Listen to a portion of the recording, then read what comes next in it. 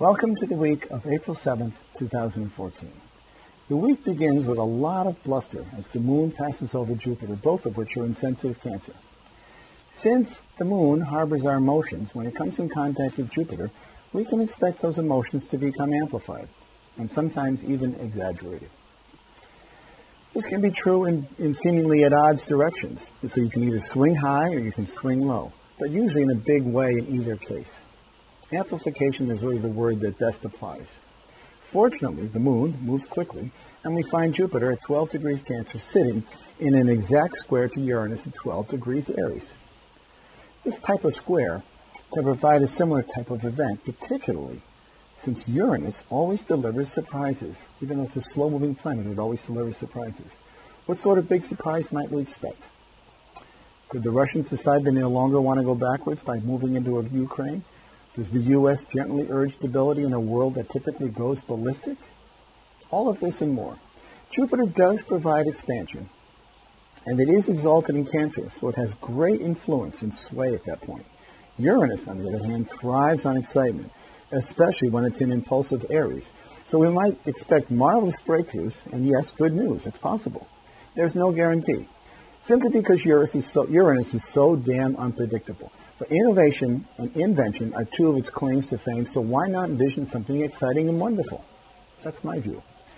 Across the Great Wheel, we see Pluto stubbornly sitting at 13 degrees Capricorn, where it has been for a few weeks now, rigidly holding on to its reconstruction plans. This position is directly opposite Jupiter, and so therefore, of course, that means it's squared to Uranus. So when we tease this gnarly, tangled knot apart, what do we see? And more importantly, how does it directly affect you as an individual?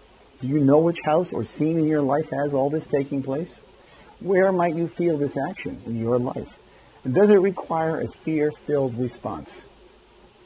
I would argue that the potential for good is equally as present as that of evil, and we should always aim high. The squares and the oppositions in astrology are where the action occurs. They are always forcing functions and that require our attention. And we certainly have many things tugging at our sleeves these days. Does a more powerful and adamant Russia spell the need for the rest of the world to start scrambling for alternative energy sources as we cringe at our energy vulnerability? This does present a forcing function, oddly enough, that must come to the surface. For all the doom that people ascribe to astrology and its ability to see around the bend, we should approach this as setting of the stage. That's what I would say. It's a setting of the stage. If we prepare for battle, then a battle may ensue.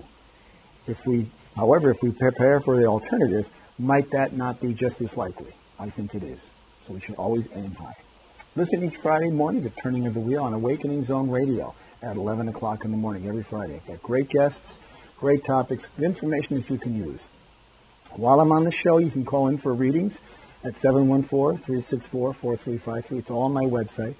If you want to write me for a reading, chris@chrisflisher.com, or call me at 978-393-1036. My website is www.turningofthewheel.com. And I'll talk to you all next week.